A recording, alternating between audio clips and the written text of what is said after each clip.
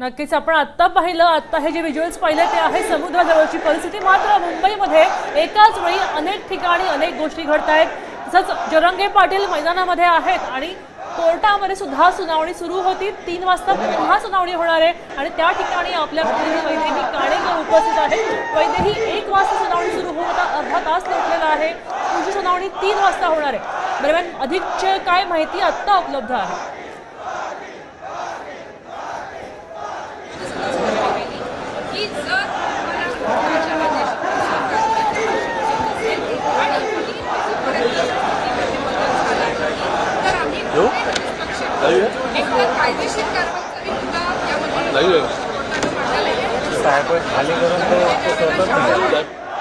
आपण पाहू शकतोय वैदेहीपर्यंत आपला आवाज काही कारणामुळे पोहोचू शकत नाहीये, मात्र आपण पुन्हा त्यांच्याकडून अपडेट्स घेत राहणार आहोत।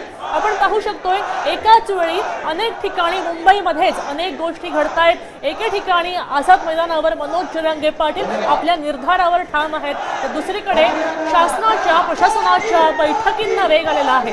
तिसरीकडे सदावर्तेंनी हायकोर्टामध्ये जेव्हा याचिका दाखल केली होती त्याच्यावर सुनावणी होते, तर चौथीकडे आता मराठा आंदोलक संपूर्ण मुंबईभर आक्रमक झाल्याचं पाहायला मिळतंय। अगदी समुद्र किनाऱ्यापासून ते मुंबईच्या रस्त्यांवर हे आक्रमक झालेले आहेत। आपण पाहू शकतोय एका वेळी 4 ठिकाणी 4 घटना घडत आहेत आणि या सगळ्या 4 घटना मराठा आरक्षण या एकाच मुद्द्याशी संलग्न असल्याचं पाहायला मिळतंय। या एकाच मुद्द्यानं गेली 5 दिवस मुंबईला वेढा घातलेला आहे।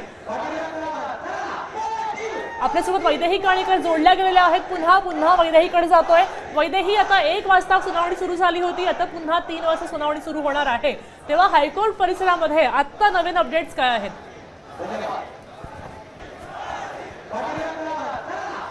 नक्कीच आपण बघतोय की हायकोर्टामध्ये 1 वाजता सुनावणी सुरू झाली होती आणि अर्ध्या तासामध्ये न्यायमूर्तींनी राज्य सरकार आणि मनोज जरांगे पाटील या आंदोलकांच्या वकिलांना म्हणजे माने शिंदे यांना अनेक प्रश्न उपस्थित केलेले बघायला मिळतात। सगळ्यात महत्त्वाचं म्हणजे हे आंदोलन 5 दिवस ज्या पद्धतीनं मुंबईमध्ये झालेलं बघायला मिळालं, त्याची नाराजी जी आहे ती न्यायालयानं व्यक्त केलेली बघायला मिळते। राज्य सरकारच्या एकूणच कामकाजावर नाखुश असल्याचं मत देखील जे आहे ते कोर्टानं त्या ठिकाणी बजावलेलं बघायला मिळतंय। त्याच्यामुळे एकूण जर बघितलं तर आजची सुनावणी अतिशय महत्त्वाची होती आणि खास करून 3 वाजेपर्यंतची डेडलाईन जी आहे ती मराठा आंदोलकांना दिलेली बघायला मिळते। आपण बघतोय की या ठिकाणी एकीकडे कोर्ट आहे तर दुसरीकडे मोठ्या प्रमाणात जे आहे ते मराठा आंदोलक बघायला मिळतात। मराठा आंदोलक त्या ठिकाणी सध्या उपस्थित असलेले बघायला मिळतात आणि एकूणच 3 वाजेपर्यंतची ही डेडलाईन जी आहे ती या आंदोलकांना सध्या दिलेली पाहायला मिळत असल्यामुळं एकूण काय सांगशील, कारण 3 वाजेपर्यंतची डेडलाईन दिलेली आहे, कोर्टानं सांगितलं आहे 3 वाजेपर्यंत आंदोलकांनी जे आहे ते मुंबई सोडणं अपेक्षित आहे। आम्ही जोपर्यंत आरक्षण भेटणार नाही तोपर्यंत इथून हलणार नाही। त्यांना आम्हाला जेलमध्ये घालू द्या, गोळ्या घालू द्या, काही करू द्या, आम्ही जाणार नाही। सरकार आमच्यासाठी काय काम करणार आहे का नाही, का तुमची सगळी दंडमशाहीच आमच्यावर चालणार आहे, हे त्यांनी सांगावं।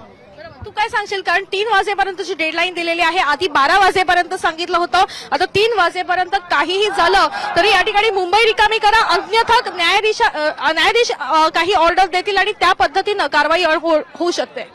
न्यायदेवतेने आम्हाला 3 वाजेपर्यंत आम्ही मुंबई खाली करू, पण नंतर आम्हाला न्यायाधीशाने आम्हाला लिहून द्यावा की आम्ही 3च्या नंतर आम्ही तुम्हाला आरक्षणाचा कोर्टातून JR काढून द्यावा, आम्ही मुंबई खाली करून तयार आहेत ना।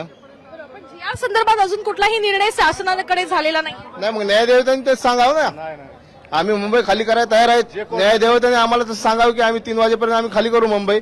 न्यायदेवतांनी सांगावं की आम्हाला 3 वाजेपर्यंत तुम्हाला JR तुम्हाला भेटेल आरक्षणाचा। आता ओके 1.5 तास राहिलेला आहे, 1.5 तासामध्ये मुंबई रिकामी करणं शक्य आहे? हो, करू आम्ही आम्हाला मुंबई खाली करण्याला अडचण नाही, पण न्यायदेवतांनी तसं आम्हाला JR करून द्यावा, आम्ही 1.5 तासात तुम्हाला आरक्षण देऊ, तुम्ही 1.5 तासात आम्हाला मुंबई खाली करून द्या। एकीकडे 5 दिवस झालेत आंदोलनाला, पण तुम्हाला वाटतं या 5 दिवसामध्ये काही फरक पडलेला आहे? सरकारचे घाबरगुंडे झालेले आहे, पण ते फक्त आम्हाला बेडवतेत, दुसरं काय करत नाहीयेत। ठोस काय पाऊल कुठलंही उचललेलं नाही त्यांनी। आणि वरतून दुसरे लोक, आमच्या जे सदावर्ते सारखे जे लोक आहेत ते आमच्या भावनाशी खेळतायत। त्यांना ते वकील आहेत का भाजपचे प्रवक्ते आहेत, फडणवीस माणूस आहे ते कळणार जात। त्यांना तर प्रश्न विचारा तुम्ही, जर त्याला प्रश्न विचारा तुम्ही भावनाशी का खेळताय लोकांच्या तुम्ही? काय भाषेत बोलता तुम्ही? हे भाषा आहे का तुमची बोलण्याची? हे हिंदुत्व आम्हाला शिकवणार का? असं असतं का कुठं भगवे भगवे सगळे टोपी घातलेले आणि गमजे घातलेल्या लोकांना इथं खायला तुम्ही दिलेलं नाही, त्याचे हाल इथं करताय तुम्ही आणि लोकांना सांगता आमचं हिंदुत्व आहे. असलं कसलं हिंदुत्व आहे तुमचं? आमचं छत्रपती शिवाजी महाराजांना मानणारं हिंदुत्व आहे. तुमचं हिंदुत्व आम्हाला शिकवायची गरज नाही आम्हाला. तुम्ही काय सांगशील, कारण काय वाटतं एकूणच, कारण 3 वाजेपर्यंतची वेळ दिलेली आहे, मोठ्या प्रमाणात आंदोलक अजूनही मुंबईमध्ये आहेत, काय सांगा? नाही काय मी नाही करत. काय वाटतं? न्याय मिळतो असं वाटतं तुम्हाला? काय मला नाही, कुठून आले? धाराशिव आलेत सगळे. धाराशिव वेगवेगळ्या ठिकाणून आलेले सगळे.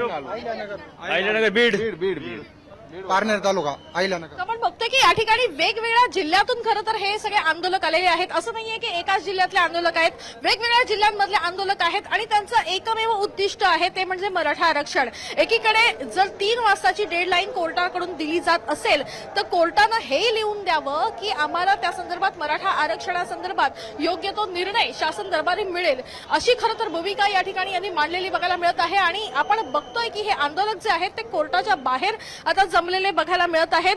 कारण दुसरीकडे जर आपण बघितलं तर हे आंदोलन बेकायदेशीर असल्याचं कोर्टाचं म्हणणं आहे. मात्र 3 वाजेपर्यंतची डेडलाईन दिलेली आहे. 3 वाजेपर्यंत जर कोर्टानं जर आम्हाला लिहून दिलं की हे आम्हाला मराठा आरक्षणासंदर्भात राज्य सरकारकडून योग्य तो न्याय मिळेल तर नक्कीच आम्ही 3 वाजेपर्यंत जे आहे ते मुंबई सोडू, असं देखील मत या ठिकाणी यांनी व्यक्त केलेलं बघायला मिळत आहे. आता isakal.com आहे देशातील नंबर 1 ची मराठी न्यूज वेबसाईट. प्रत्येक अपडेटसाठी isakal.com ला नक्की भेट द्या.